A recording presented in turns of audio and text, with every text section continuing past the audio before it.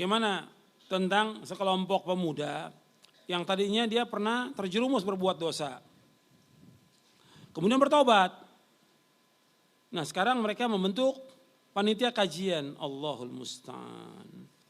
Ya mestinya mereka ngaji ya, bukan jadi panitia. Kalau kita lihat yang ada, banyak panitia jadi calo. Iya, suruh orang ayo ngaji. Dia sendiri gak ngaji, tetap di pinggir jalan. Ya kayak calo di terminal itu, ayo ke Solo, ke Surabaya. Dia gak naik, orang udah sampai Surabaya balik lagi dia masih di terminal. Calo namanya itu. Nah sekarang banyak panitia kajian, dia jadi panitia aja, dia gak ngambil. Dia sibuk, ayo Tromo jalankan. Sibuk apa lagi dia? Ngurus segala macam, makanan. Ini itu, nggak pernah dapat ilmu. Terus suaminya suruh ngatur parkir. Gitu. Akhirnya dia nggak dapat ilmu. Mestinya dia belajar. Orang itu belajar. Bukan sekarang sibuk bikin panitia kajian. Cukup jadi satu, gabung dengan semua yang ada. Ini kan banyak panitia ini juga jadi beban buat dia semuanya. Akhirnya udah bikin panitia, harus ada ustadznya. Gak ada ustadznya, siapa yang ngisi? Ya udah, yang penting ada yang ngisi. Siapa aja, merbot masjid juga gak apa-apa. Atau artis.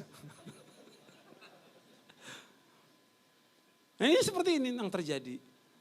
Padahal kalau dia gabung, gak perlu jadi panitia. Sudah gabung, saya sebagai penuntut ilmu bukan panitia kajian. Penuntut ilmu, thalibul ilm. Saya dan antum sama sebagai thalibul ilm. Udah jadi penuntut ilmu. Kan kalau panitia pengajian kadang repot, kecuali kalau tablik akbar. Emang repot, karena besar. Kalau pengajian itu kadang-kadang semuanya ikut ingin jadi panitia. Akhirnya gak dapat apa-apa dia. Ya dianya, suaminya gak dapat manfaat. Jadi bagi orang-orang yang baru taubat itu, yang terbaik bagi dia ngaji. Bukan bikin majelis taklim, bukan. Semuanya harus kembali. Saya juga ingatkan kepada majelis taklim, gak mesti semuanya harus ada. Kalau udah berdekatan bubar aja, gabung jadi satu. Nanti antum ditanya oleh Allah, majelis taklim ini amanah, Allah akan tanya pada hari kiamat nanti. Ketika antum isinya gak benar, ustadznya gak benar, antum tanggung jawab berat. Karena antum ikut andil untuk menjauhkan manusia dari Allah atau menyesatkan manusia. Kita gak tahu.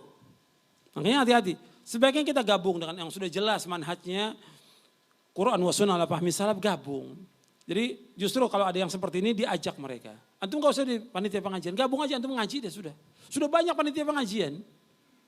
Sampai mereka bingung cari ustadz. Kalau sudah bingung cari ustadz ya seperti yang tadi saya sebutkan. Ya udah merbot masjid, imam masjid. Yang penting asal ada yang ngisi. Kan gak benar akhirnya. Akhirnya siapa aja sudah. Yang penting ada jenggotnya. Ada jenggotnya. Meskipun dari jamaah tabligh, dari orang-orang yang sesat, dari firqah-firqah yang sesat, yang penting ada jenggotnya. Enggak isbal. Udah suruh ceramah. Akhirnya ceramahnya ngawur ke sana kemari. Akhirnya yang sesat siapa? Mad'u semua yang ada sesat. Apa enggak dosa tuh panitia pengajian? Dosa dia. Membuat orang sesat.